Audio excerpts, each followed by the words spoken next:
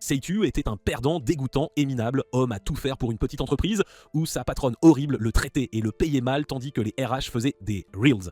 Se demandant si c'était tout ce que la vie lui réservait, il se met à marcher dans la rue, retournant à sa décharge, quand Truck-kun décide de le projeter violemment dans un monde alternatif, rempli de sorciers, de guerriers et de créatures magiques. Il réalise vite que survivre ici n'est plus comme son travail habituel de 9 à 5 à Shisho. Mais personne ne sait vraiment que dans un monde où tout le monde tue des monstres, être un gars qui sait réparer des choses fera de lui le MVP. Seidu rencontre bientôt un groupe d'aventuriers excentriques qui veulent son aide pour leurs explorations de donjons. L'équipe comprend Raelza, une guerrière forte mais timide, Lofenpan, une petite fée guérisseuse qui peut être égoïste avec sa magie, et un sorcier. Un vieux sorcier ronchon, super puissant, mais qui oublie souvent ses sorts en plein milieu de leur utilisation. Cette équipe hétéroclite commence à tisser des liens, et les compétences de Seidu en tant qu'homme à tout faire sont vraiment utiles. Il aide à ouvrir des coffres, à réparer l'équipement, et même à organiser leurs affaires pour voyager. Tout le monde réalise à quel point Seitu est précieux, et il commence à se sentir apprécié dans ce nouveau monde, ce qui est un agréable changement par rapport à son ancienne vie. Un jour, un escroc chauve vient vendre une lame de pacotille à la petite fille qui tient la boutique de la ville et elle accepte volontiers l'épée inutile pour 18 pièces d'or. Plus tard, quand Seidu l'examine, il conclut rapidement que c'est une fausse épée, mais il peut la réparer grâce à ses compétences d'homme à tout faire. Le lendemain, ils sont dans une grotte faiblement éclairée, combattant un groupe de monstres hideux, mais le sorcier ne cesse d'embrouiller ses sorts comme un idiot fini. Bientôt, Raelza vient à la rescousse de Seitu et du vieil homme et tue les monstres avec son épée massive. Après cet incident, Seitu réalise qu'il est un fardeau pour ses coéquipiers, car son cerveau d'oiseau n'est entraîné qu'à être un simple homme à tout faire, mais il ne peut pas survivre dans ce monde foutu sans magie, alors pour ne pas être un fardeau, il apprend tous les sorts du sorcier en quelques jours et commence à l'aider dans leur mission. Plus tard, alors qu'ils peinent à ouvrir le coffre avec l'aide de Seidu, la grotte commence soudainement à s'effondrer et Seidu se retrouve à dégringoler et atterrit lourdement sur ses fesses avec un grand bruit dans une grotte souterraine sombre et étrange. Gémissant de douleur, il réalise vite que sa jambe est cassée et saigne, ce qui signifie qu'il ne peut pas s'échapper seul. Bientôt, il commence à se sentir hanté par son passé misérable, convaincu que ses coéquipiers le verront comme un fardeau et l'abandonneront ici. Mais bientôt, Seidu aperçoit Raelza avec le sorcier et la fée Lafenpan se précipitant vers lui en panique. Il le rassure, lui disant qu'ils ne l'abandonneront jamais car il est vraiment irremplaçable. En entendant cela, Seidu est rempli d'une chaleur inconnue et une vague de bonheur l'envahit. Le lendemain, ils combattent un monstre marin visqueux à plusieurs têtes nommé Hanaji. Raelza vomit déjà car elle ne supporte pas une créature morveuse et visqueuse, couverte de bave de partout. Alors le sorcier jette un sort magique sur l'Hanagi pendant que Seidu le tranche avec son épée et le tue. Ensuite, Seidu met ses incroyables talents culinaires à l'œuvre et transforme l'Unagi en un plat rôti appétissant. Et au moment où il le sert, le sorcier et la fée sont époustouflés par la saveur incroyable. Bientôt, ils commencent à persuader Raelza de goûter aussi, et une fois qu'elle prend une bouchée, elle se sent au paradis et dévore tout rapidement. Après un copieux repas, ils entrent dans une grotte sans magie pour continuer la mission. Bientôt, ils aperçoivent un coffre, mais sentant que ce coffre minable pourrait avoir des pièges, ils le laissent derrière lui. Après un moment, ils tombent sur un autre coffre et Seidu utilise ses outils pour le libérer des pièges métalliques. Mais dès qu'il fait cela, un liquide vert malodorant tombe sur l'armure de Raelza et fait fondre le métal, révélant ses formes généreuses. Alors qu'ils sont assis autour du feu de camp, le vieux sorcier ressent soudainement une crampe dans le dos. Il demande à Lafenpan d'utiliser sa magie pour l'aider, cependant la fée avide exige une pièce d'or en retour. Le sorcier n'a plus d'argent après avoir tout perdu au jeu de hasard, alors Seidu propose de payer pour lui. Plus tard, quand Seidu demande à Raelza pourquoi Lafenpan agit toujours comme une garce égoïste et capricieuse, Raelza l'emmène voir Lafenpan. Il remarque que Lafenpan offre la pièce d'or à la lune, et quand il s'enquiert de ce rituel étrange, Raelza lui dit que Lafenpan est une fée lunaire. Et malgré un beau nom, son peuple a été maudit par la déesse de la lune. Elle dit à Seitu que les fées lunaires vivaient autrefois sur la lune, mais la déesse de la demi-lune jalouse les a maudites et les a jetées sur la terre. En entendant cela, Seitu propose de couvrir la dette de Lafenpan avec ses économies, mais Raelza lui dit que la fée n'est pas une profiteuse qui n'acceptera pas l'aumône. Le lendemain, Seitu ouvre un coffre, mais il s'avère être un piège de téléportation qui le tire, lui et Raelza, au plus bas étage du grand labyrinthe. Mais le sorcier et la fée n'ont pas été affectés car leurs corps sont immunisés contre la magie. Soudain, un énorme golem de fer apparaît devant eux et Raelza demande d'urgence à Seidu de rester derrière elle et de s'échapper si la chose tourne mal. Elle le charge avec son épée majestueuse, mais le golem la repousse rapidement. Railsa, blessé, demande à Seydu de courir, mais il saute sur le golem et y verse du métal liquide en fusion. Dans un ultime effort désespéré, le golem projette Seydu au sol, le laissant gravement blessé tandis que Railsa tente désespérément de le réveiller. Alors que le temps s'écoule, Railsa prie pour que le sorcier et l'Apapan viennent sauver Seydu avec leur magie. Mais soudain, elle se souvient qu'on lui avait jadis donné une potion de survie appelée Goutte de vie. Elle la verse rapidement dans sa bouche et embrasse Seydu pour faire passer le liquide dans sa bouche afin de guérir ses blessures. Après un certain temps, Seydu se réveille et voit le sorcier, la fée et Railsa l'attendre anxieusement pour qu'il revienne à la vie. Laufenpan saute de joie et lui raconte comment Railsa l'a sauvé, laissant Railsa toute rouge de confusion et d'embarras. Le lendemain matin, Laufenpan emmène Seydu faire le tour du monde étrange dans lequel il a atterri. Il s'arrête d'abord au bureau de conseil matrimonial et Seydu est un peu trop surpris de voir que ce monde magique a aussi un bureau de conseil matrimonial pour aider les gens avec les mariages arrangés. Laufenpan lui demande de garder sa surprise car le royaume a beaucoup de choses absolument époustouflantes qui le laisseront complètement bouche bée. Laufenpan lui dit que leur royaume est plutôt paisible et que la quantité d'armes et de magie que chacun peut utiliser a considérablement augmenté. Toutes ces avancées ont conduit à des progrès spéciaux pour les femmes, leur permettant de partir à l'aventure. De plus, le trésor du labyrinthe est épuisé, ce qui signifie que les hommes ont moins de revenus et cela rend les mariages encore plus difficiles. Bientôt, elle demande à Seydu de regarder à nouveau à l'intérieur du bureau de conseil matrimonial et Seydu est choqué de voir que leur vieux sorcier est à l'intérieur, essayant de trouver une épouse pour lui-même. Mais soudain, Raelza arrive et l'entraîne et la conseillère matrimoniale pousse un soupir de soulagement. La fée explique à Seydu que l'avancement de la magie de guérison a conduit à une population vieillissante et que la question des soignants est devenue un véritable casse-tête. Leur prochaine mission les ramène dans la grotte où ils rencontrent une fée de la tentation connue pour son charme. Alors que Seydu s'approche d'elle, la fée jette un sort qui le rend follement amoureux d'elle. Le Seydu, autrefois timide, commence à changer, se dirigeant vers la fée dans un état second, sa personnalité passant de réservée à très séductrice. Alisa regarde incrédule son coup de cœur se faire séduire par une fée à moitié nue. La colère monte en elle et avec détermination, elle charge la fée, son épée dégainée. Une rage étrange et intense s'empare de son corps alors qu'elle frappe la fée, qui, effrayée pour sa vie, esquive désespérément les attaques de Railsa. La poursuite acharnée de Railsa force bientôt la fée de la tentation à fuir, mais le sort sur Seydu est toujours actif. Maintenant enchanté, Seydu ressent une attraction irrésistible pour Railsa et commence à se diriger vers elle, tandis qu'elle recule nerveusement, ne sachant pas quoi faire. Seydu, toujours sous le sort de la fée, s'approche petit à petit de son visage, presque prêt à l'embrasser, mais Laufenpan intervient, brisant le sort et libérant Seydu de l'influence de la fée. Mais la tension ne s'arrête pas là. Soudain, il voit le vieux sorcier main dans la main avec la fée de la tentation. Seydu s'inquiète, pensant que le sorcier est aussi tombé sous son charme. Cependant, Raelza le rassure avec désinvolture, expliquant que le sorcier est immunisé contre la magie et sera bientôt rejeté par la fée. Avec un sourire en coin, elle dit à Seydu de ne pas s'inquiéter de la vieille baderne, apaisant ses craintes alors qu'ils avancent ensemble. Plus tard, ils tombent pantobo sur un piège où l'on peut être frappé par la foudre si l'on porte une armure métallique. Seydu demande s'ils peuvent déplacer ce piège, mais comme Raelza porte une armure métallique, elle est en réel danger. Le sorcier demande à Raelza de retirer son armure pour l'instant, afin qu'il puisse utiliser sa magie pour l'aider à déplacer son armure au-dessus du piège de foudre. Mais Raelza hésite un peu à retirer son armure car elle porte des vêtements révélateurs en dessous et retirer l'armure ne fera que la mettre mal à l'aise. Sentant le malaise de Raelza, le gentleman Seydu retire rapidement sa chemise et l'offre à Raelza pour qu'elle la porte un moment. Mais dès qu'il marche sur le piège, le sorcier lui-même est frappé par la foudre car la vieille baderne stupide oublie ses sorts magiques comme toujours. Plus tard, alors que Seydu est assis dans une chambre louée, il tombe sur un étrange livre fermé par un cadenas rouillé. Il essaie d'utiliser ses compétences d'homme à tout faire pour déverrouiller le livre, mais le livre est un peu étrange. Quand il l'ouvre, le livre contient un étui avec un champignon pourri, et soudain le sorcier arrive derrière lui. Il explique que le champignon s'appelle une racine de cocaman et que c'est une délicatesse parmi les délicatesses qui ne peut être gaspillée. Il prend le champignon dans ses mains et commence à le renifler comme un vieil homme sous l'emprise de drogue.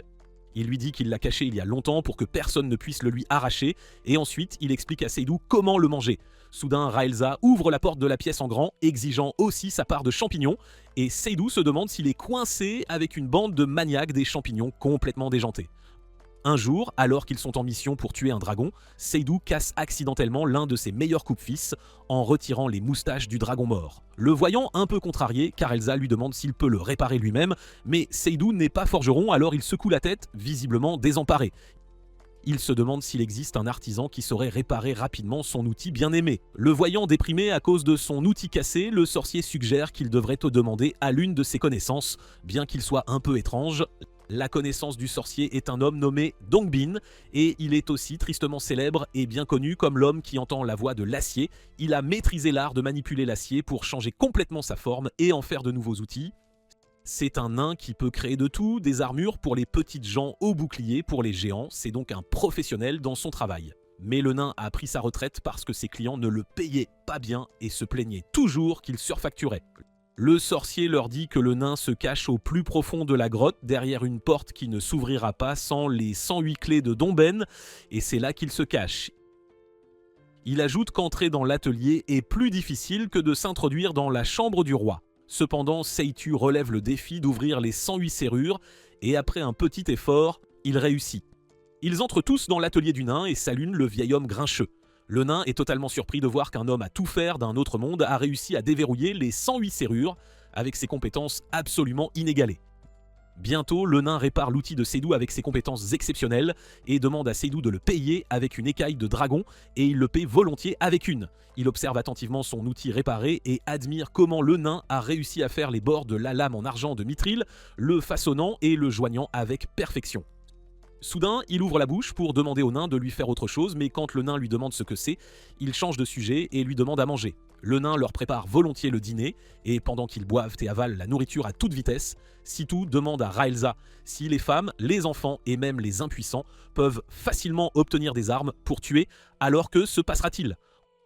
En entendant cela, une Rael'za à moitié ivre répond que quelque chose comme ça serait mauvais pour les affaires. Alors Seydu pense à avoir une arme à feu qui pourrait être utile dans les batailles, mais il hésite à introduire ces armes dangereuses dans ce monde. Il met de côté ses pensées et se lève brusquement, demandant à Rael'za de lui apprendre à utiliser une épée, mais Rael'za s'endort après avoir bu beaucoup de bière. Après quelques jours, Setia attrape une grippe brutale et il souffre de fièvres extrêmes. La fée déclare qu'elle n'a aucune magie capable de guérir un rhume et le sorcier est d'accord avec elle. Rael'za dit à Seytu de se reposer pendant qu'ils se concentreront sur des tâches où ils pourront vaincre des monstres. En entendant cela, Seytu s'excuse auprès d'elle et dit qu'il est de toute façon inutile au combat. Mais il ne sait pas qu'il a aidé le sorcier avec ses sorts magiques et aidé Lafenpan pendant une bataille et même sauvé Rael'za du monstre géant de fer. Les diverses formes de soutien que l'homme à tout faire Seytu apporte sur le champ de bataille sont utiles à ses coéquipiers et sans lui, son groupe ne peut plus fonctionner correctement. Cela fait 6 mois que Seydu a été projeté comme par magie dans ce monde mystérieux. Il raconte à la vendeuse de la ville sa vie passée, disant qu'il était employé par une entreprise de construction dans son monde. Malheureusement, son salaire était très bas et il n'était pas du tout respecté, et quand il a essayé d'en parler à son patron, il l'a viré comme si de rien n'était. Abattu, il pensait que son employeur essaierait de l'arrêter alors qu'il rentrait chez lui, et quelque part dans son cœur, il pensait que ce serait bien s'il mourait. Alors qu'il était perdu dans ses pensées et rentré chez lui, un énorme camion est apparu devant lui, s'écrasant contre son corps, et il a disparu comme si personne n'avait jamais eu besoin de lui, effacé de l'existence. Mais l'instant d'après, Seytu est tombé du ciel à côté d'une jeune fille à moitié nue et profondément endormie qui marmonnait à propos d'un vieil homme et d'une fée. Quand elle a ouvert les yeux, elle a crié de peur après avoir vu un étranger allongé à côté d'elle sur le lit. Elle a immédiatement sorti sa dague pour tuer Seytu pour être un pervers. Mais le sorcier l'a arrêté, disant qu'il ne sentait aucune puissance magique venant de Seydu. Cela signifiait évidemment que Seydu n'était pas de ce monde. Donc si le vieux sorcier ne l'avait pas sauvé, il serait mort à présent. Maintenant, ils sont tous assis dans une auberge locale pour dîner. Mais Seytu n'a pas d'appétit car il ne cesse de penser au golem de fer. Il demande au sorcier et à Rael'za comment le golem bougeait tout seul et soupçonne qu'il est alimenté par la magie ou un mécanisme d'horlogerie complexe. Mais pendant qu'il combattait le golem de fer, il a senti qu'il faisait un bruit mécanique comme s'il était alimenté par un moteur. La fée demande s'il devrait aller vérifier ses restes pour confirmer. Rael'za est d'accord pour qu'il retourne au 10e étage pour vérifier. Bientôt, ils atteignent le labyrinthe contrôlé par le gouvernement. Mais ils sont arrêtés par des gardes à l'entrée leur demandant de payer le péage. Rael'za leur dit que le pass annuel est trop cher pour eux, alors ils devraient les laisser entrer dans le labyrinthe avec quelques pièces d'argent et les gardes acceptent. Ils entrent dans la grotte et réalisent vite que tous les coffres sont vides et qu'ils ne peuvent absolument pas ramasser le moindre trésor. Après avoir marché un certain temps, ils atteignent l'endroit où ils ont tué le golem. Mais il n'y a aucune trace de son cadavre nulle part. Le sorcier dit que quelqu'un l'a peut-être emporté chez lui. Seitu s'excuse auprès d'eux de leur avoir demandé de l'accompagner dans un endroit lointain. Bientôt, Seitu entend un bruit de ferraille métallique et il s'enfuit dans cette direction, avec Raelza, le sorcier et la fée qui le suivent. Il attrape une machine vrombissante qui s'avère être un aspirateur robot. Bientôt, l'aspirateur robot saute des mains de Seydu et s'enfuit dans l'obscurité. Voyant cela, le sorcier demande si le robot vient du monde de Seydu et il hoche la tête en signe d'accord. Bientôt, Seydu pose sa main sur un mur et le sorcier répond que c'est une barrière de camouflage. Avec l'aide de Seydu, il chante un sort magique et une lumière vive émerge du mur. Bientôt, ils se séparent en deux, révélant une autre entrée. Avec l'ouverture d'une nouvelle entrée, des aventuriers de tout le royaume ont commencé à se rassembler à nouveau, voyant que Seydu n'a reçu aucune reconnaissance officielle du royaume pour avoir découvert cette nouvelle entrée. Seydu répond que cela ne le dérange pas car ils auront une entrée gratuite pendant les 10 prochaines années.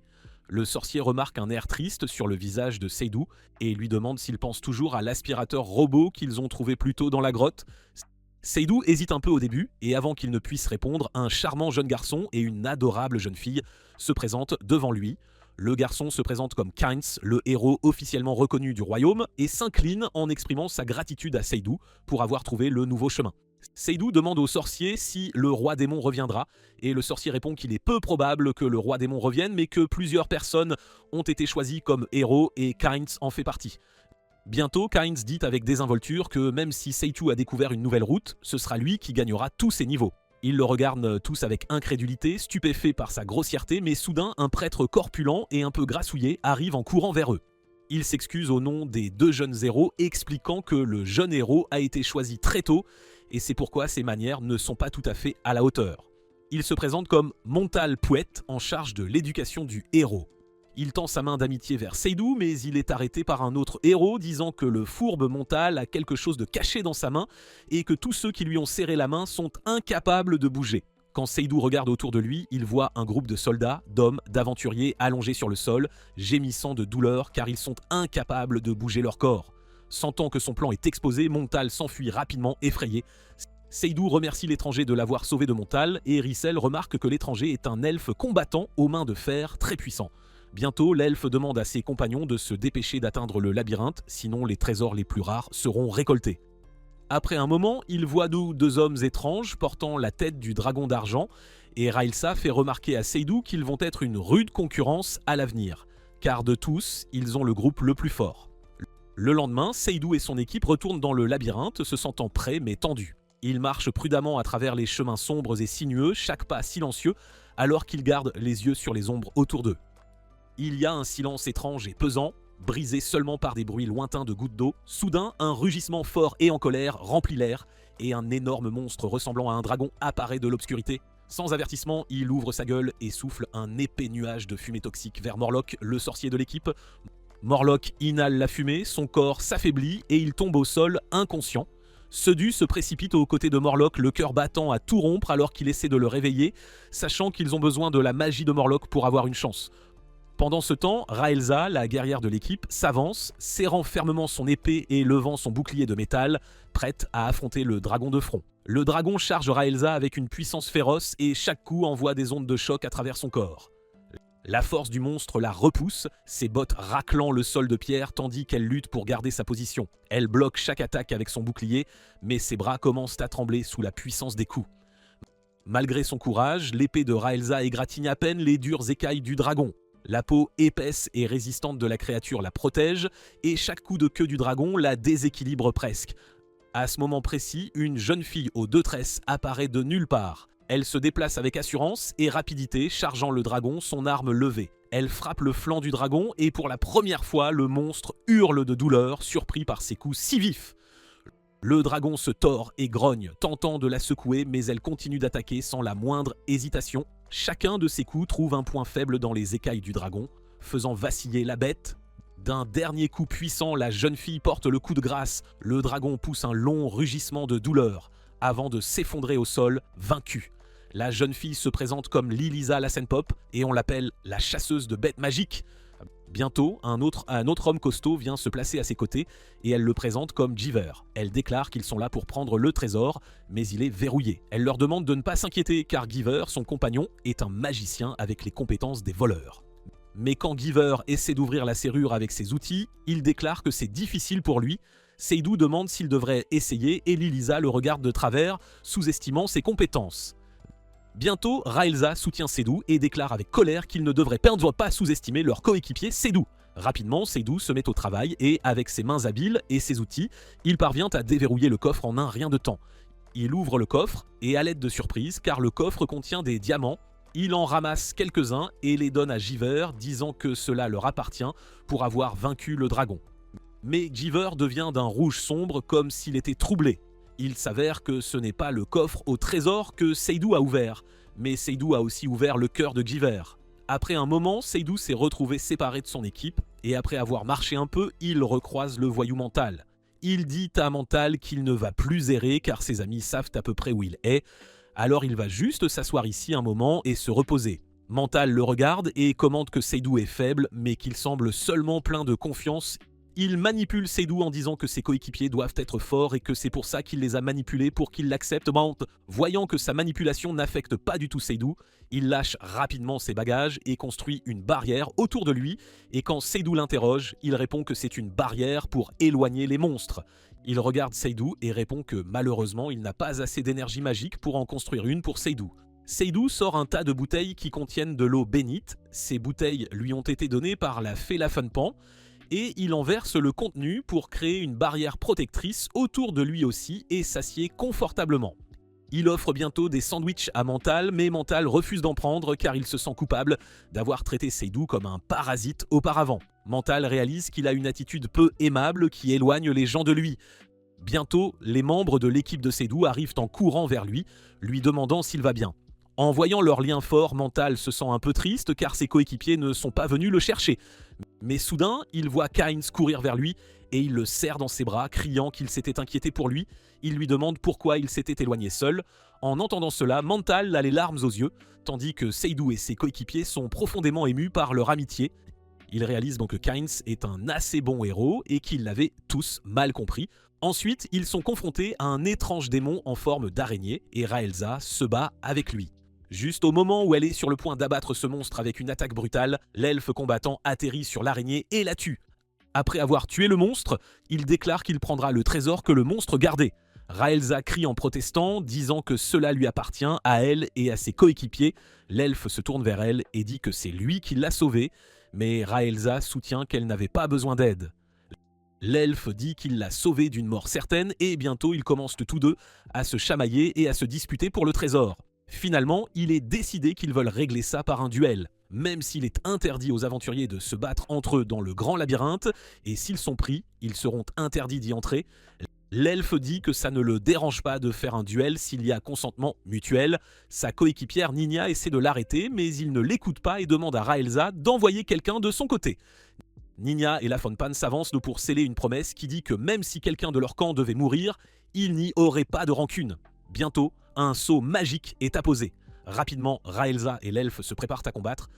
Alors que Seydou est confus quant au sens des valeurs d'un guerrier, tout ce qu'il peut faire est de les regarder depuis les coulisses. Il est un peu réconforté par le fait que Raelza porte une armure lourde, donc elle ne recevra pas de blessure mortelle des griffes de fer de l'elfe.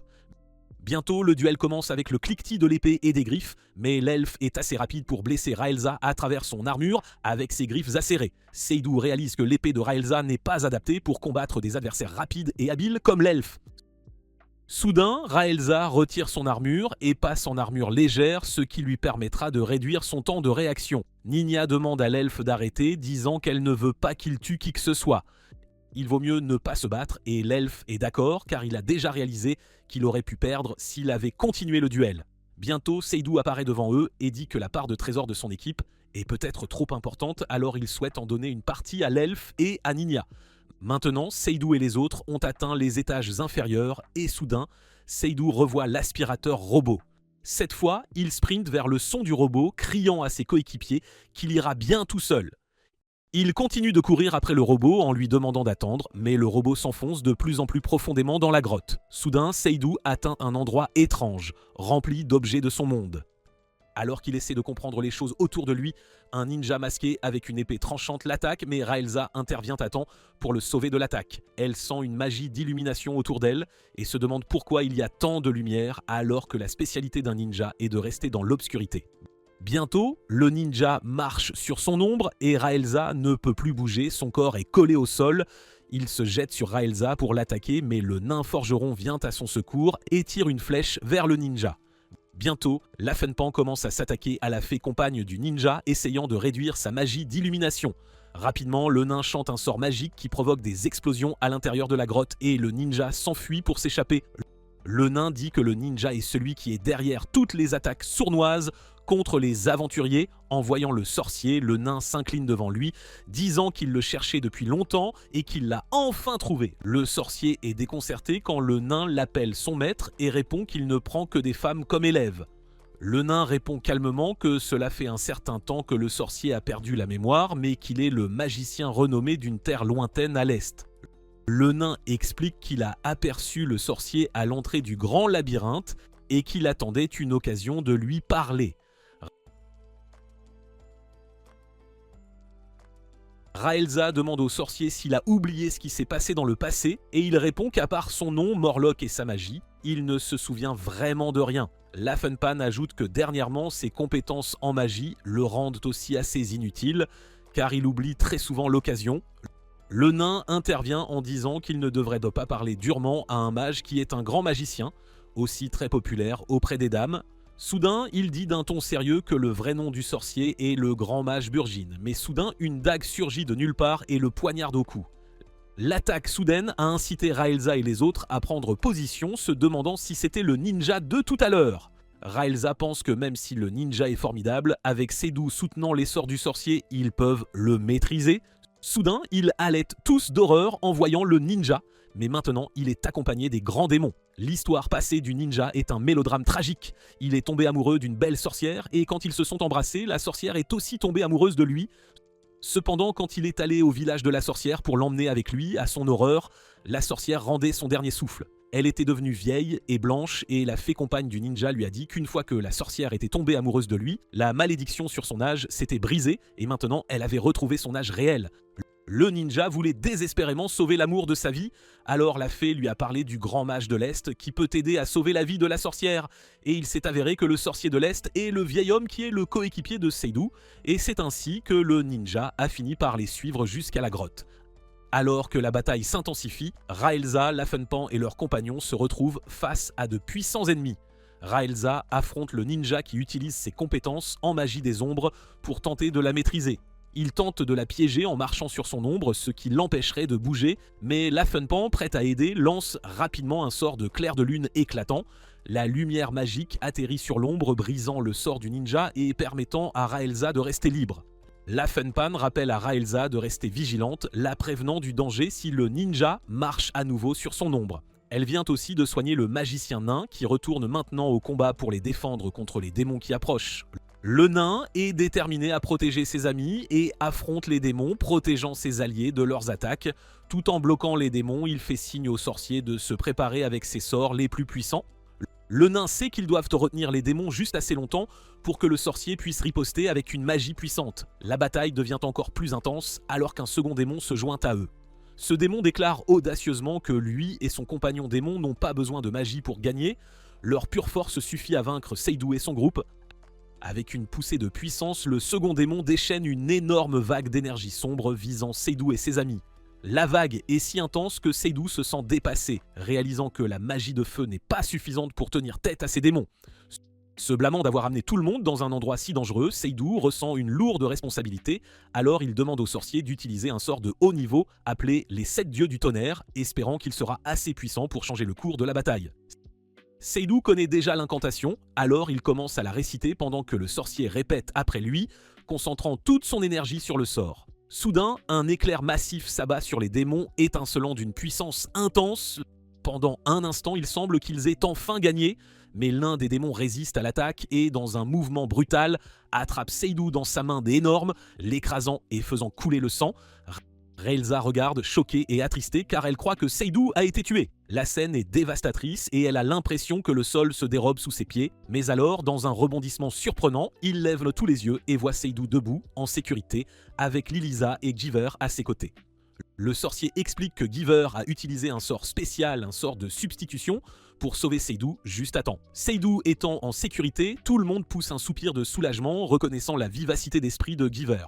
Après s'être calmé, Giver explique que Liliza et lui ont entendu le bruit de la bataille et ont décidé de venir aider. Sur un ton enjoué, il mentionne qu'il ne pouvait pas laisser Seydoux prendre tout le trésor pour lui seul. Liliza ajoute avec un sourire que Giver suit Seydoux depuis un certain temps, utilisant un sort de traque parce qu'il l'apprécie. Le groupe rit, soulagé d'être en sécurité pour l'instant, et réconforté par l'idée qu'ils sont plus forts ensemble, prêts à affronter ce qui viendra ensuite. Mais soudain, le démon arrive en courant vers eux, en colère. Cependant, le guerrier elfe de la forêt vient à leur secours et donne un coup de pied au démon au visage. Le démon s'élève dans les airs et crache une autre vague d'énergie sombre sur tout le monde. Mais il est surpris de remarquer que quelqu'un a jeté une barrière sur eux pour les sauver. Quand ils regardent tous de l'autre côté, ils voient Mental avec ses coéquipiers lancer une barrière pour les sauver du démon. Ils se rassemblent tous en équipe pour affronter le ninja et les démons. Voyant tant de guerriers contre lui, le ninja se sent naturellement menacé et les démons décident de se retirer de ce chaos et de se sauver.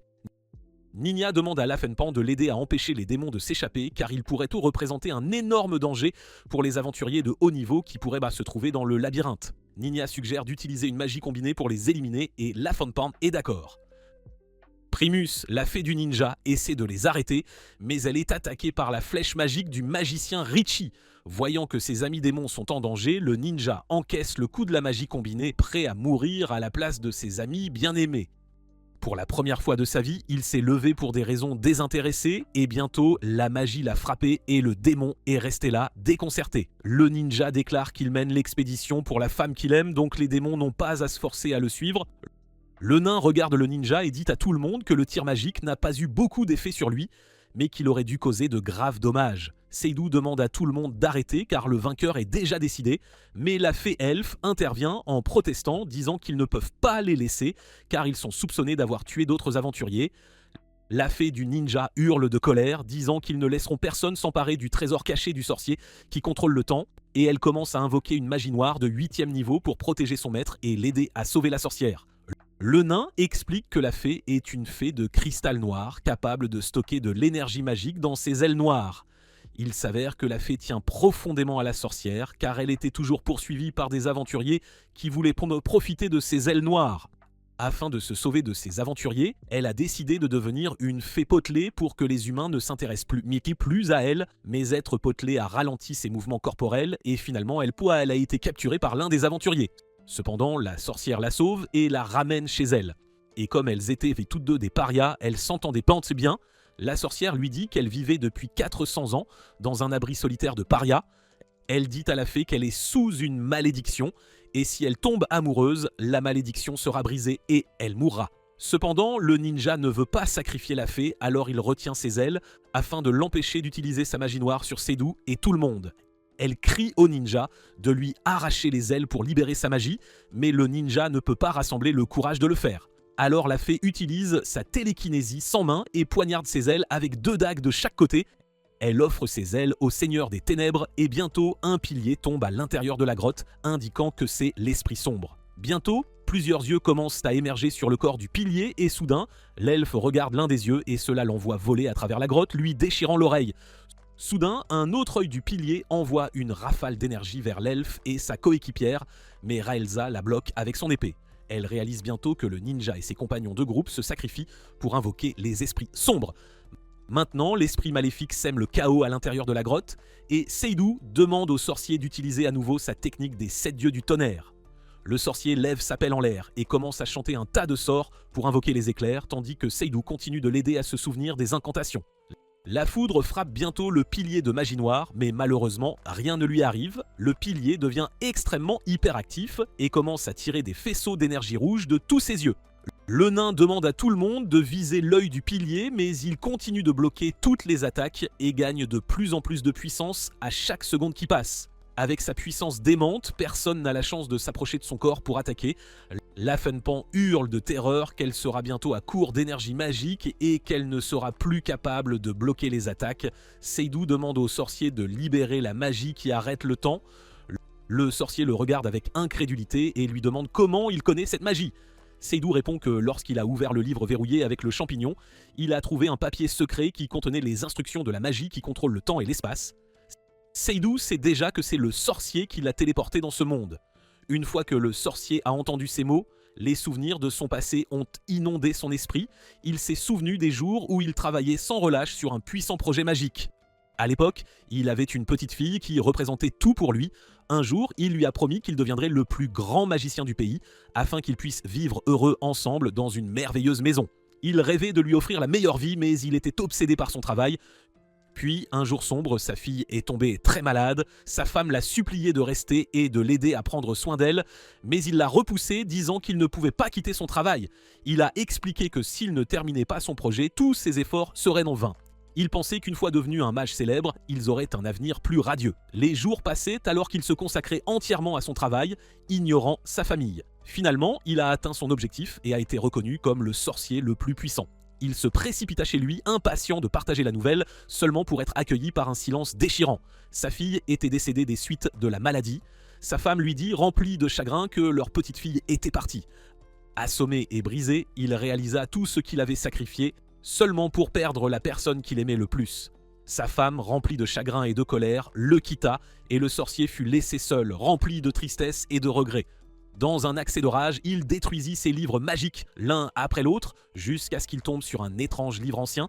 Il y lut l'existence d'un mystérieux labyrinthe dans le royaume du Nord qui détenait le secret de la magie du temps, le pouvoir de remonter le temps. L'espoir s'alluma dans son cœur et il décida de trouver cette magie et de ramener sa fille. Il voyagea jusqu'au grand labyrinthe, cherchant inlassablement toute trace de ce puissant sort. Après des jours d'errance, il tomba sur un étrange tas d'objets qui semblaient en déplacer. Parmi eux se trouvait un ancien manuscrit contenant le sort qu'il cherchait. Au moment où il le ramassa, une silhouette en robe blanche apparut devant lui. Le sorcier demanda à l'étranger de lui enseigner la magie, expliquant qu'il voulait ramener sa fille à la vie. L'étranger cependant n'accepta pas si facilement et défia le sorcier en duel, disant que seulement si le sorcier remportait la victoire, il lui apprendrait le sort. La bataille fut féroce et les laissa tous deux épuisés et blessés. Finalement, l'étranger, impressionné par la détermination du sorcier, accepta d'exaucer son vœu. Mais au lieu de lui enseigner le sort temporel, l'étranger lança un tout autre type de magie. Le sort fit oublier au sorcier tous ses souvenirs, y compris sa fille, sa femme et même ses regrets. Sans aucun souvenir de son passé, il fut contraint de commencer une nouvelle vie, n'étant plus hanté par sa tristesse. En fin de compte, le sorcier perdit tout ce qui lui était cher, se retrouvant avec une page blanche et une nouvelle vie qu'il vivrait sans le poids de ses souvenirs. De retour au présent, le vieux sorcier se tient tranquillement, essayant de reconstituer des fragments de mémoire, tandis que les mots de Seydu résonnent dans son esprit. Seydu lui a demandé s'il était celui qu'il avait invoqué dans ce monde, mais le sorcier se souvient à peine de quoi que ce soit, surtout de sa connaissance de la magie. Son esprit est embrumé, et les sorts qui étaient autrefois une seconde nature lui semblent maintenant des murmures lointains. Seul un faible sentiment persistant d'un sort demeure, appelé à un moment du temps, un sort qui fige tout pour un seul battement de cœur. Seydu, remarquant l'hésitation du sorcier, s'avance et offre son aide, utilisant le souvenir du sort qu'il avait vu une fois auparavant. Lentement, guidé par Seydu, le sorcier commence à préparer le sort, puisant dans le peu qu'il peut se rappeler. Pendant ce temps, le nain envoie un message télépathique au groupe, les alertant du plan. La magie de son maître servira davantage cachée. Il leur dit qu'ils n'ont qu'à maintenir l'œil du pilier ouvert jusqu'à ce que le sorcier puisse terminer le sort. Encouragée, l'équipe passe à l'action, chacun faisant appel à ses capacités uniques pour empêcher le pilier de causer plus de chaos. L'elfe de la forêt prend les commandes, dirigeant Raelza pour protéger Giver et Nina pendant qu'il se concentre à maintenir l'œil du pilier rebelle ouvert en le poussant à tirer des rayons. À chaque explosion, l'œil reste actif, permettant aux sorciers et à Seydu de continuer leur incantation. Mais juste au moment où ils commencent à progresser, la catastrophe frappe. La Funpan est touchée par un rayon, la déséquilibrant et la forçant à quitter l'action. Le sorcier et Seydu sentent l'urgence monter, sachant qu'ils doivent accélérer le processus pour éviter de nuire davantage à leurs amis.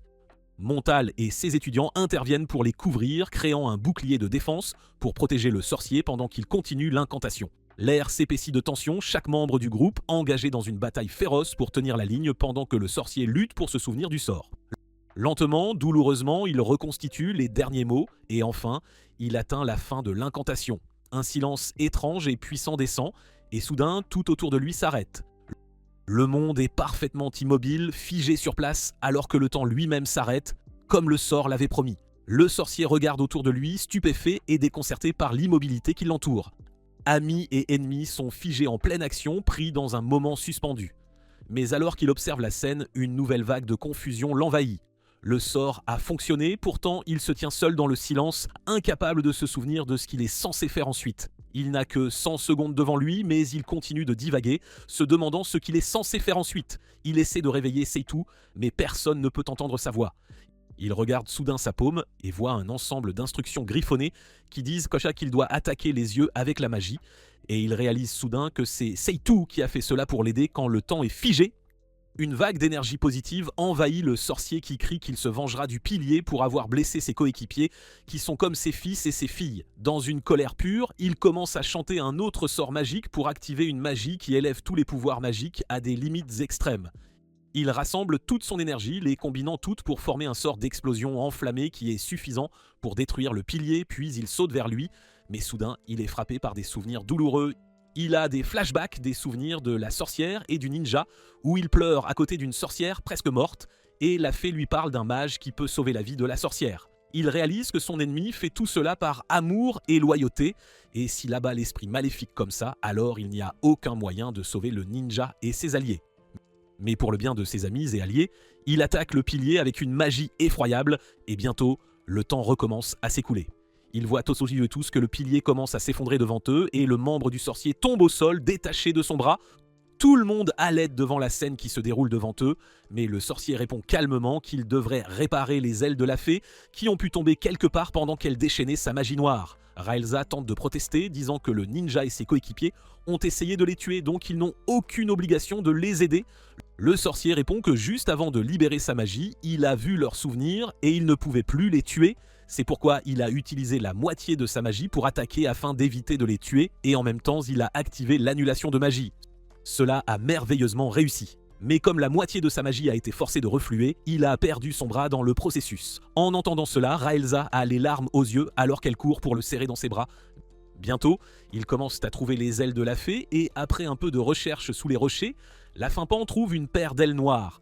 Giver propose de l'aider à sceller les ailes au corps de la fée avec l'aide de sa magie, mais juste au moment où Lofenpan va attacher les ailes, la fée se tortille dans les paumes de Giver et déclare avec colère qu'elle ne veut pas de charité de quelqu'un qui s'entend avec les humains. Lofenpan pointe le ninja du doigt et répond que la fée s'entend aussi très bien avec un humain. Donc au final, ils sont tous deux heureux avec les humains. Le ninja se tient entouré, le visage rempli de regrets et de tristesse.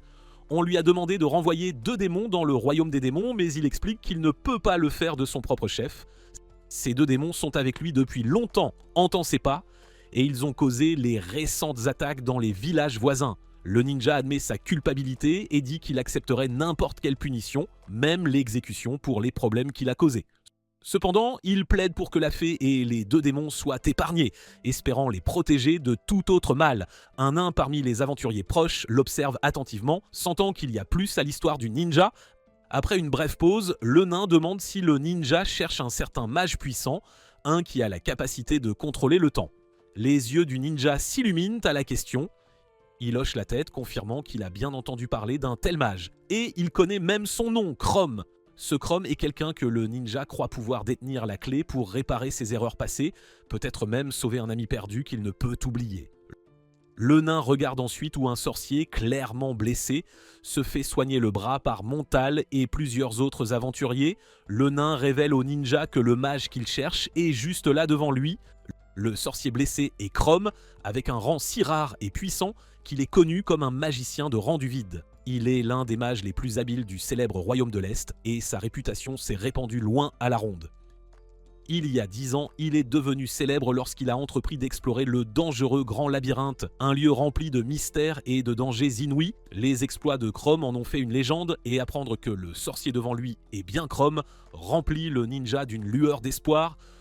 Le cœur du ninja s'emballe alors qu'il regarde le sorcier, son esprit s'emballant avec des pensées de possibilités. Si Chrome peut contrôler le temps, il pourrait aider le ninja à sauver une puissante sorcière perdue depuis des années et le réunir avec son amour perdu depuis longtemps.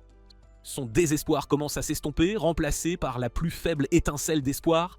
Mais soudain, 3 épées s'enfoncent dans le sol, juste devant le ninja, brisant ses pensées.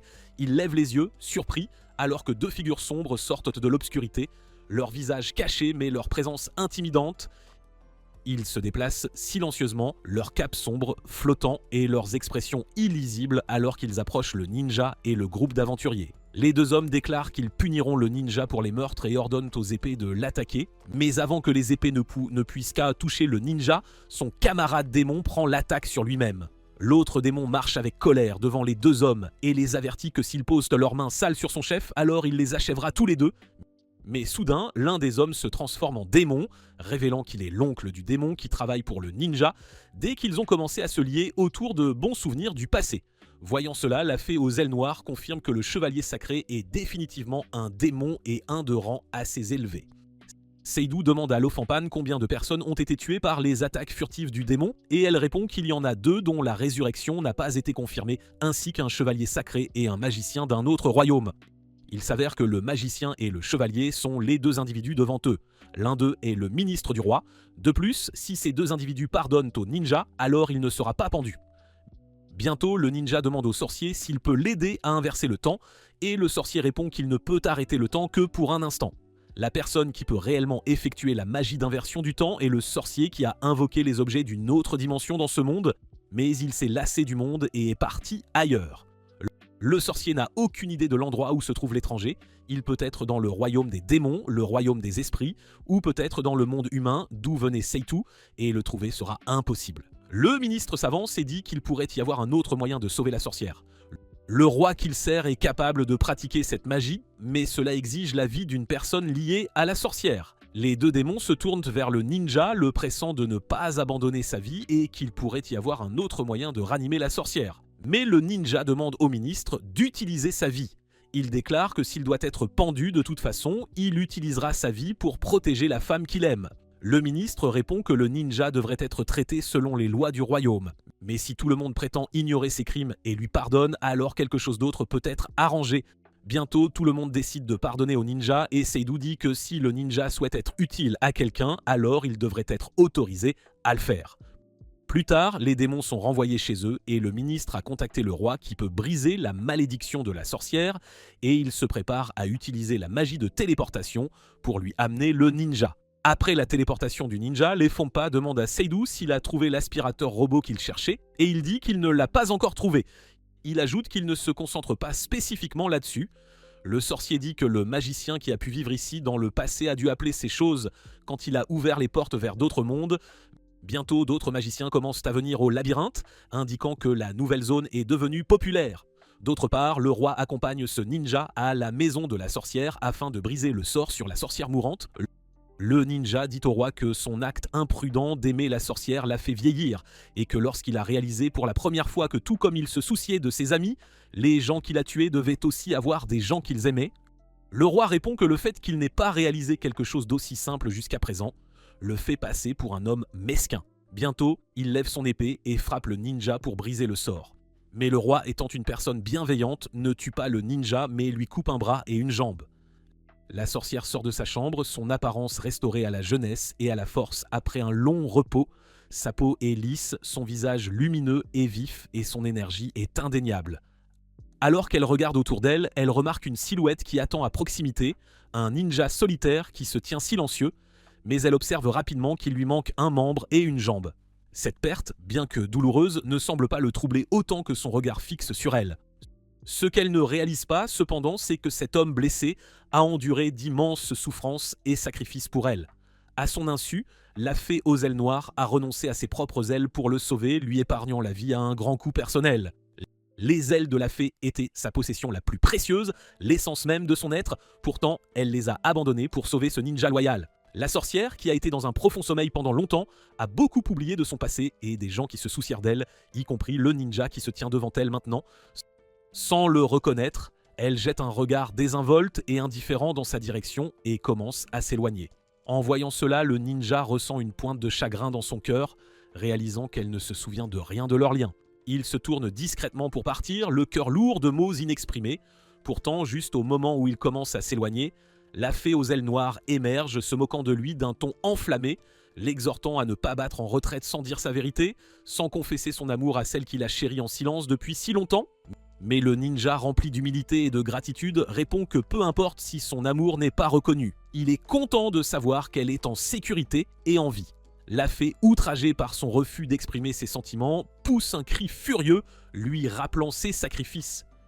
Elle souligne qu'elle a donné ses ailes, devenant plus faible et plus mince dans le processus, tout cela pour voir son amour se réaliser.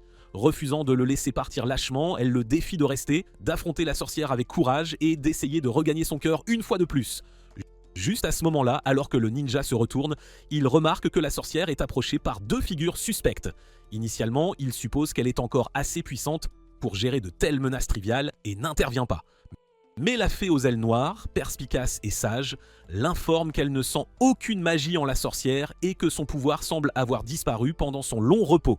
Cette révélation pousse le ninja à l'action et sans plus hésiter, il se précipite vers la sorcière, déterminé à la protéger de tout mal. Il chasse rapidement les deux hommes qui ont osé l'approcher. À sa surprise, il s'avère que ces deux figures ne sont pas des voyous ordinaires, mais plutôt ses propres frères jurés, des démons qui sont arrivés avec la fée aux ailes noires pour jouer un rôle dans son histoire d'amour. Eux aussi sont venus l'aider à surmonter sa peur et à regagner le cœur de la sorcière, espérant que grâce à leur intervention, le ninja et la sorcière réaliseront enfin leur amour et se retrouveront. Les aventuriers se disent au revoir à la sortie du labyrinthe, chacun partant de son côté mais promettant de se revoir quand le destin le permettra. Ensemble, ils retournent en ville, se sentant à la fois épuisés et accomplis. Ils décident de se détendre dans une auberge voisine, un endroit confortable, avec l'arôme chaleureux de plats copieux remplissant l'air, en faisant l'endroit parfait pour se relaxer après leur voyage difficile.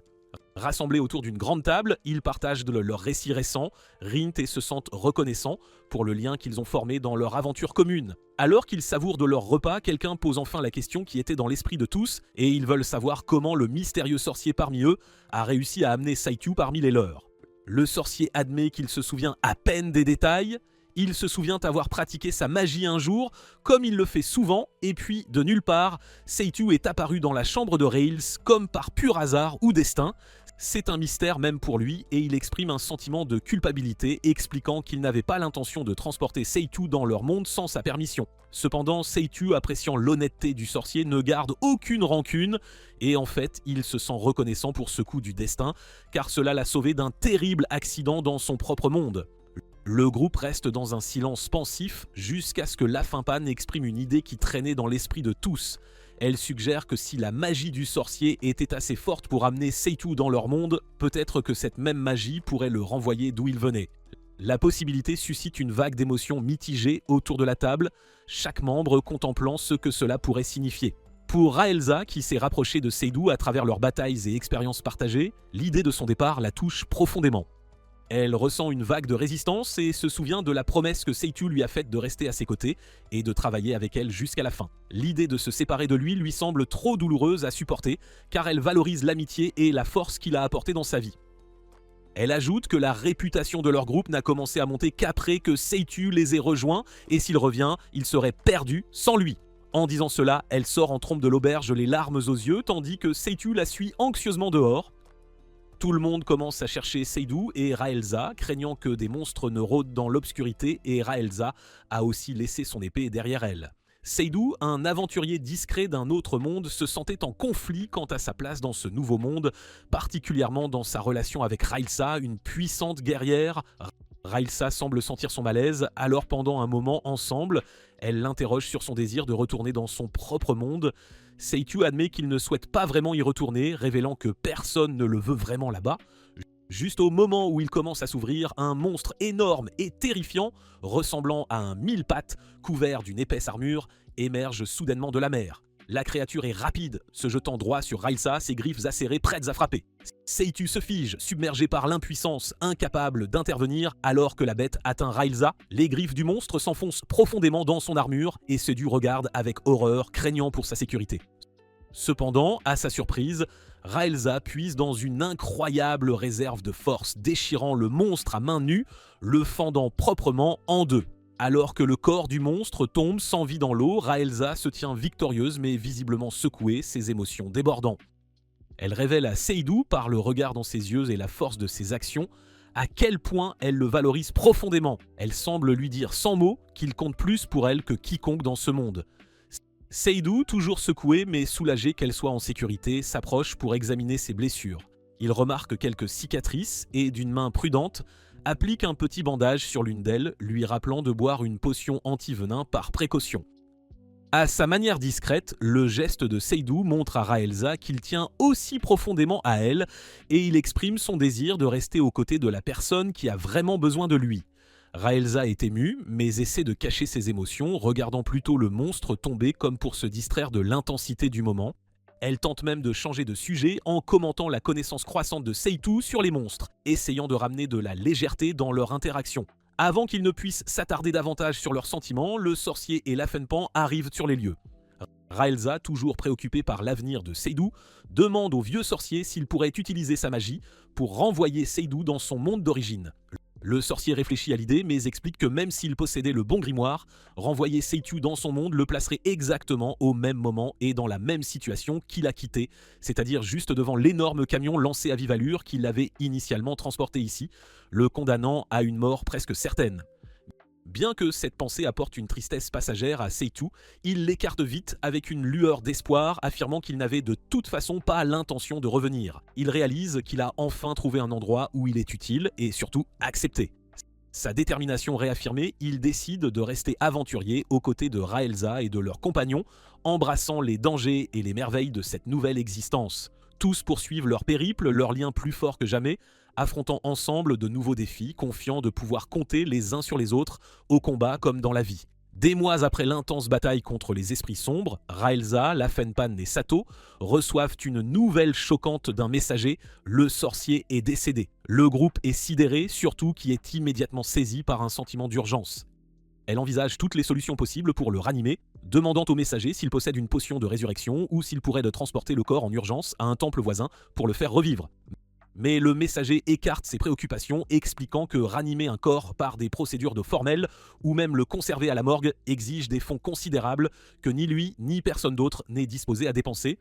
D'un ton apathique, il mentionne que le corps du sorcier a été placé dans un simple abri pour éviter la décomposition, mais même cela ne l'a pas entièrement protégé. Un chien sauvage a réussi à mordre une partie du corps du sorcier, ne leur laissant d'autre choix que de l'enterrer rapidement pour éviter tout autre manque de respect.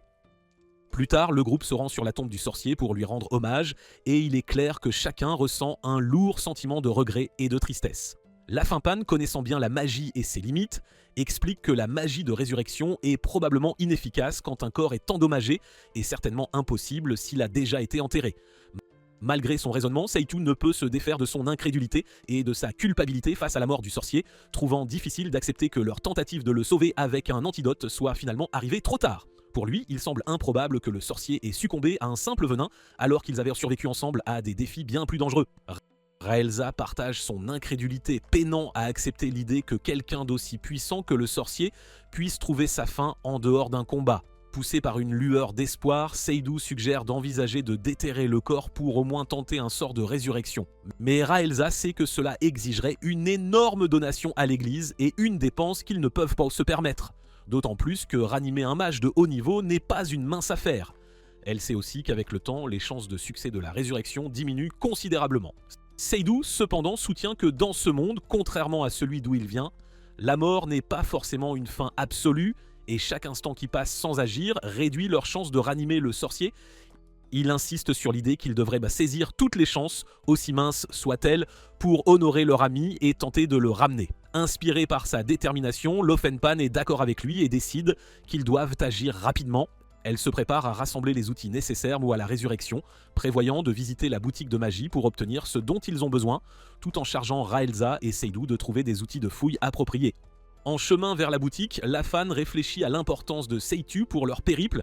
Elle sait que sans lui, ils auraient probablement abandonné il y a longtemps. Déterminée à trouver les outils nécessaires, elle va de boutique en boutique cherchant, mais chaque endroit qu'elle visite est bondé de monde, si occupée qu'obtenir ce dont elle a besoin semble impossible. Après un certain temps, se sentant frustrée et vaincue, elle retourne à la tombe. Cependant, quand elle arrive, elle est choquée. La tombe qu'ils avaient soigneusement creusée est maintenant vide, la terre éparpillée tout autour, et le corps du sorcier est introuvable. Juste à ce moment, Seiju et Raelza arrivent, et eux aussi sont surpris de voir la tombe profanée. Mais avant qu'ils ne puissent le comprendre, quelque chose d'étrange attire leur regard. Une silhouette se tient au loin et ressemble à un homme drapé dans une cape sombre et déchirée, portant un grand chapeau pointu comme un sorcier. Cependant, quelque chose chez lui ne va pas. Cette silhouette se tient seule, projetant des vagues de feu dans le ciel par rafales chaotiques. Il fixe, incapable de comprendre ce qu'il voit, et tandis qu'ils observent, il devient plus clair que ce n'est pas une personne ordinaire. La silhouette ressemble à un squelette, ses yeux creux brillant d'une lumière féroce et anormale.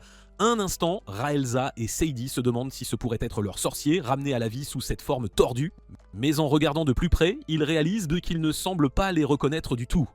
Ils continuent juste à lancer du feu sauvagement, sans concentration ni contrôle. Réalisant qu'ils sont en réel danger, Raelza et Seru se cachent derrière un gros rocher, se pressant contre lui pour se protéger des attaques enflammées. L'esprit de Raelza s'emballe alors qu'elle comprend la gravité de leur situation. Elle sait que s'ils restent simplement cachés, le squelette pourrait bientôt les cibler directement et ils n'auraient aucun moyen de s'échapper. Au fond d'elle, elle sent qu'ils n'ont pas d'autre choix que d'affronter cette menace, même si c'est dangereux. Rassemblant son courage, elle décide qu'elle doit agir. Elle se précipite à travers le sable découvert vers le squelette avec Seitu juste derrière elle, tous deux espérant mettre fin à cette épreuve terrifiante. Alors que Raelza approche, elle lève son épée et frappe la tête du squelette de toutes ses forces. Sa lame touche, mais à son horreur, cela ne fait presque rien. La tête du squelette tremble sous l'impact, mais elle reste intacte, à peine affectée. Raelza réalise vite que son arme est inutile contre cet ennemi. Seule une arme magique peut briser les défenses de ce squelette et elle commence à paniquer et continue d'esquiver ses attaques incessantes tout en essayant de trouver une autre façon de le combattre. Voyant Raelza en difficulté, Seidu a une idée. Il court vers elle, portant une bouteille d'eau bénite. Si Raelza peut la verser sur son épée, cela pourrait transformer son arme en quelque chose de magique et assez puissant pour vaincre le squelette. Mais juste au moment où Seidu essaie de lui tendre la bouteille, le squelette se tourne vers eux et déchaîne une féroce explosion de feu. L'explosion brise la bouteille instantanément, répandant l'eau bénite dans le sable. Raelza et Seidu ressentent tous deux une vague de peur en réalisant que leur dernier espoir s'est envolé et le squelette prépare maintenant une autre attaque plus puissante visant directement Raelza. Soudain, juste au moment où tout espoir semble perdu, une force puissante frappe le squelette d'un endroit inattendu. Le coup est si puissant qu'il arrache complètement la tête du squelette, la faisant rouler sur le sable. Raelza et Seidu se tournent, choqués, cherchant à voir qui ou quoi est intervenu. Ils aperçoivent une silhouette sombre émergeant au loin. Cette figure ressemble étrangement à leur sorcier, bien qu'elle semble différente. L'ombre marmonne, répétant quelque chose d'une voix étrangement familière. Le cœur de Raelza rate un battement alors qu'elle reconnaît la voix, et c'est indubitablement celle de leur sorcier. Un mélange de soulagement et de confusion les envahit. Seitu ressent une vague de soulagement, heureux de voir une forme de leur ami en vie, mais en s'approchant, il voit que l'apparence du sorcier est loin d'être normale. Squelettique, le visage émacié avec des yeux vides qui les fixent dans un état second. Quand Raelza essaie de comprendre ce qui s'est passé, le sorcier semble lui-même confus, se rappelant seulement qu'il était allongé et a ensuite perdu connaissance. Mais alors, quelque chose d'étrange commence à se produire.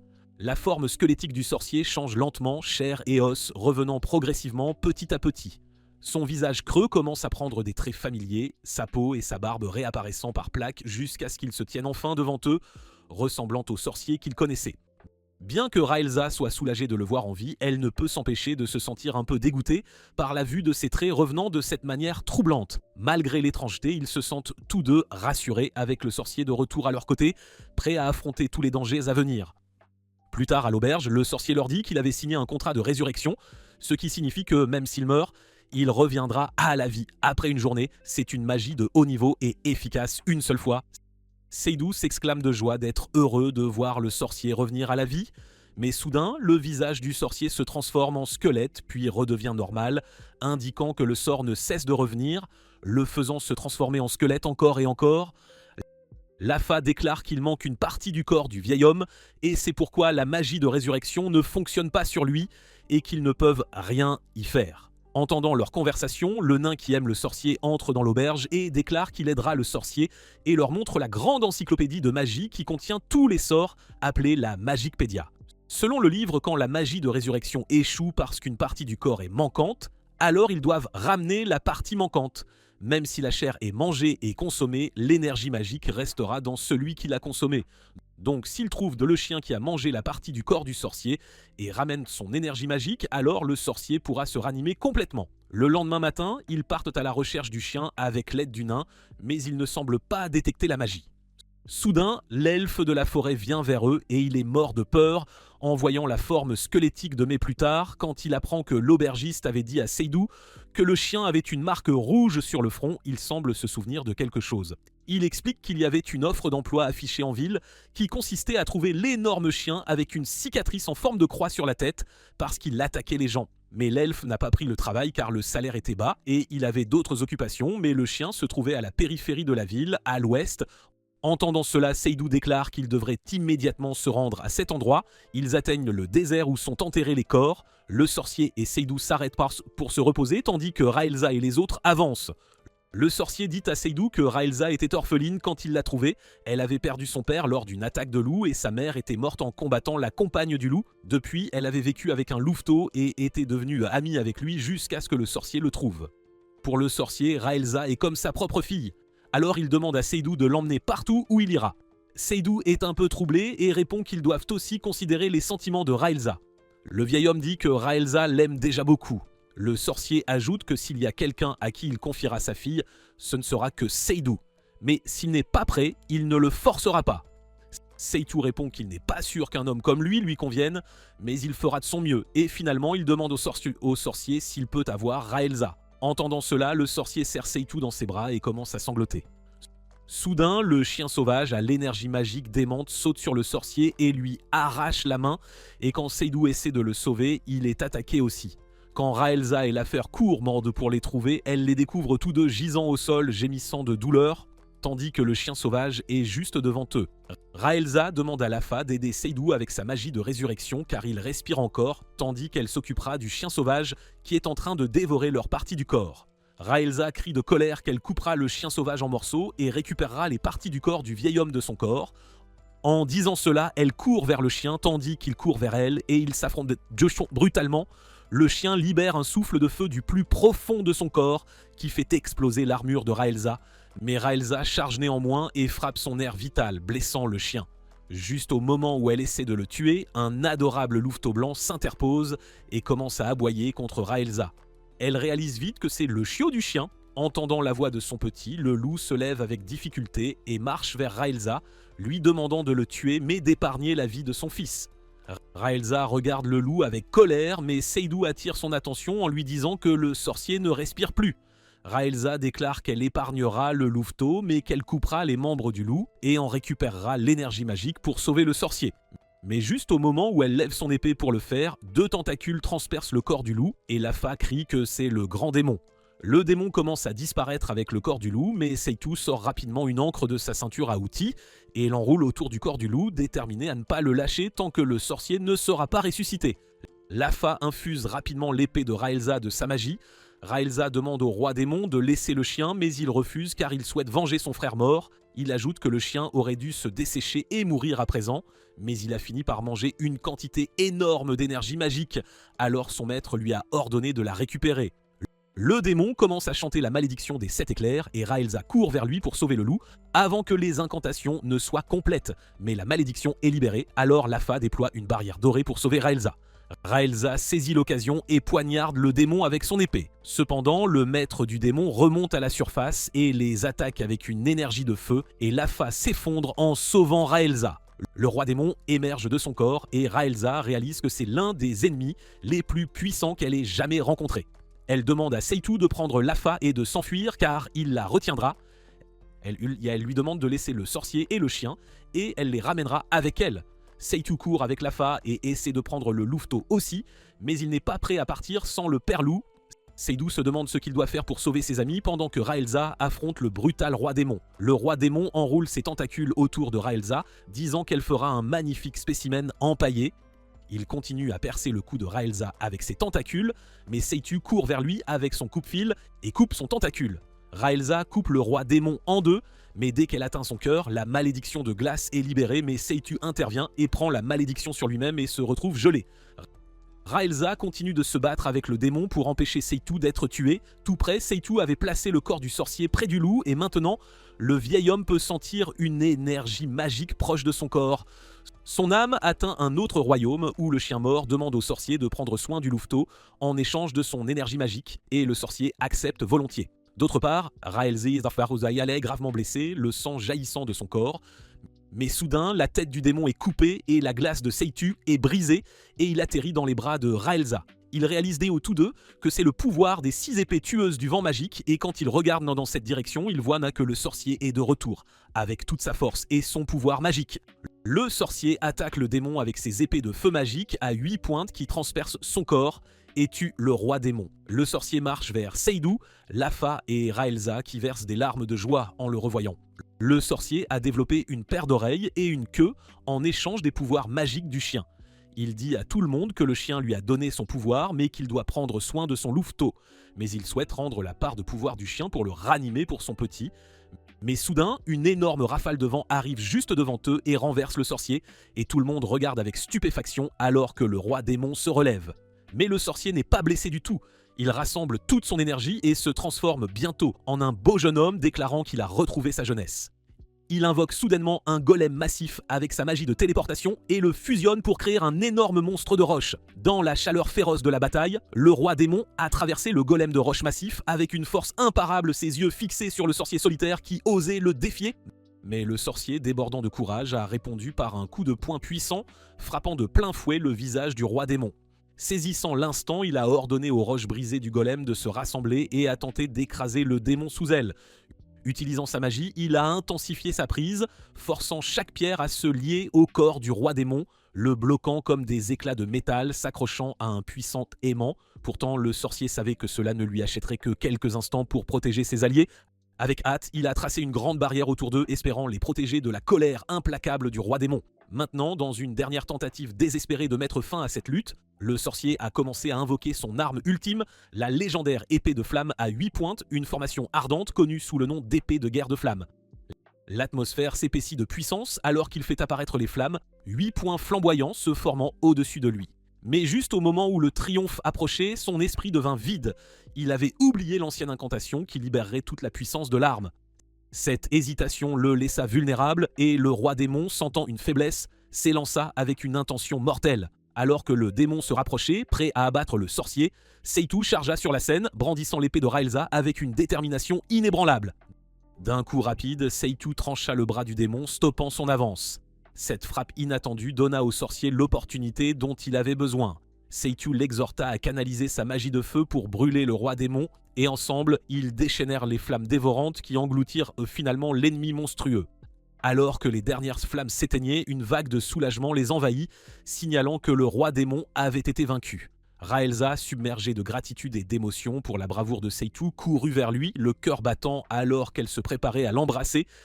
Mais avant qu'elle ne puisse l'atteindre, une vision surprenante l'arrêta net lorsque la tête coupée du roi démon, qui avait en quelque sorte conservé une trace de vie, se jeta sur eux, juste au moment où il semblait que le danger n'était pas terminé. Un petit louveteau, la progéniture du chien sauvage, qui avait autrefois gardé leur terre, bondit sur la tête, éliminant le dernier vestige du roi démon.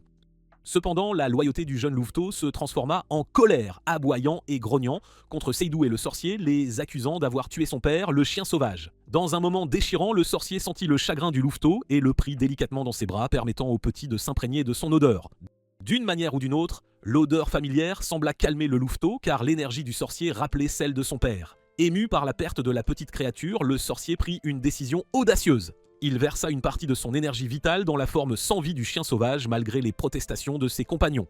Lentement, le chien sauvage se ranima, se réveillant pour voir son louveteau pleurer à ses côtés. L'acte désintéressé du sorcier eut un coup pour sa propre force, et alors que le chien et le louveteau se retrouvaient, il s'effondra d'épuisement.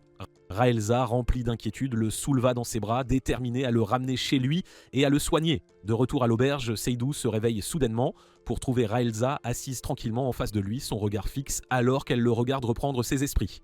Elle explique qu'il est tombé dans un profond sommeil dès leur retour. Seitu perçoit une douceur dans son regard, une rare et fugace marque d'inquiétude. Ils partagent ce moment de calme avant de sortir rejoindre les autres. Dehors, le sorcier est déjà debout, complètement remis après une bonne nuit de sommeil. Mais son repos n'a fait que raviver sa malice, et il sème déjà la discorde parmi les clients et le personnel de l'auberge, à la grande surprise de tous. Plus tard, Raelza et Seitu se dirigent vers le sommet du labyrinthe, atteignant un point d'observation, d'où ils peuvent donc contempler les sentiers sinueux en contrebas. L'atmosphère est paisible et Raelza semble pensive, le regard lointain alors qu'elle partage quelque chose de très personnel. Elle raconte à Seitu que pendant qu'il se reposait, elle s'était surprise à parler à un chien errant qu'ils avaient croisé en chemin. Pour quelqu'un d'aussi réservé que Raelza, cela semble inhabituel, mais elle explique ensuite que ce chien lui rappelait un louveteau qu'elle avait connu autrefois. Dans sa jeunesse, Raelza avait passé 3 hivers avec ce louveteau, survivant ensemble à des moments difficiles. Elle songe que cette expérience l'a peut-être rendue plus rude, moins raffinée que d'autres, la façonnant d'une manière que seuls ceux ayant partagé de telles épreuves pourraient comprendre. Au fond d'elle, elle sent qu'elle n'appartient qu'aux personnes qui l'acceptent telle qu'elle est, et Seitu réalise à quel point il chérit sa présence. Il lâche qu'il a besoin d'elle dans sa vie plus que de quiconque au monde, les mots s'échappant avant qu'il ne puisse les retenir. Alors que le poids de son aveu s'installe entre eux, le nain se précipite vers eux, sa voix brisant le silence. Essoufflé et agité, il annonce que le sorcier a perdu les clés de l'auberge et a réussi, d'une manière ou d'une autre, à s'attirer des ennuis. Il a besoin de l'aide de Seitu pour les serrures, l'entraînant d'urgence et laissant Raelza seule sur le toit. Plus tard, une fois le chaos apaisé, Seitu se retrouve avec le sorcier dans une pièce tranquille. Il apporte une petite bouteille de miel, l'offrant au sorcier qui, dans un rare moment d'ouverture, semble ravi de ce geste inattendu. Cette simple attention crée une pause inhabituelle dans les facéties du sorcier, adoucissant son humeur pour un instant. Peu de temps après, Seidu retrouve Raelza, cette fois avec un cadeau soigneusement confectionné. Une arme tranchante et robuste, faite spécialement pour elle. En l'examinant, elle remarque une petite épingle à cheveux astucieusement fixée au manche de l'arme. Elle comprend instantanément que c'est la manière de Seidu de lui offrir quelque chose de personnel, au-delà du cadeau pratique d'une arme. Avec un léger sourire, elle retire l'épingle et la place dans ses cheveux, un discret signe de reconnaissance de son geste. Leur prochain voyage les confronte à une bête magique, une manticore dont l'apparence ressemble étrangement au sorcier. Avec une détermination rapide, Raelza l'abat d'un seul coup puissant, son esprit semblant renouvelé. Une énergie nouvelle anime ses mouvements, suggérant une force retrouvée, une confiance née du lien tacite entre elle et Seidu. Plus tard, Seidu prépare un bain pour Lofa, et elle est ravie d'avoir un petit bain pour se détendre et s'amuser. Plus tard, épuisés, ils s'endorment. Le lendemain, à leur réveil, Lofa n'est plus une petite fée, elle a retrouvé sa taille humaine. Après un moment, ils se promènent ensemble, Lofa sautant de joie d'avoir retrouvé sa taille normale, signe que sa malédiction est brisée. Seidu lui offre soudain une magnifique robe, mais elle refuse de l'accepter, n'ayant pas de pièces d'or à lui donner. Seidu répond alors rapidement que c'est une excuse et un cadeau de gratitude pour les actes d'altruisme de Lofa. Lofa enfile la robe et court joyeusement, mais elle heurte soudain un voyou. Le voyou s'approche d'elle d'un air intimidant et commence à la provoquer. Mais Seidu intervient pour la protéger. Le voyou regarde Seidu et lui demande s'il est celui qui a trouvé la nouvelle porte du labyrinthe, se moquant de lui comme d'un faible alors que ses coéquipiers sont très forts. Il lui crie d'arrêter de faire le grand juste parce qu'il est un peu célèbre, puis frappe Seidu. Mais Seidu lui saisit rapidement le bras et le tord derrière son dos, le faisant tomber face contre terre, le suppliant d'arrêter. Plus tard, Lofa retrouve sa petite taille habituelle et Raelcer revient de la boutique d'acupuncture avec le sorcier. Le trio observe le récipient où Lofa avait pris son bain et qu'il avait transformé en taille humaine. Bientôt, le nain vient à nouveau à leur rescousse et révèle que le sorcier possède de nombreuses choses étranges qui ramènent les fées à leur taille normale pour un temps. Bientôt, Seitu lance une entreprise de bricolage dans ce nouveau monde où peu à peu tous leurs anciens coéquipiers affluent à l'auberge pour solliciter son aide pour divers petits travaux. Finalement, Seitu réalise qu'il est un excellent bricoleur, aimé de tous. Mais c'est ici que cette vidéo se termine. N'oubliez pas d'aimer et de vous abonner à la chaîne. Merci d'avoir regardé et à la prochaine fois.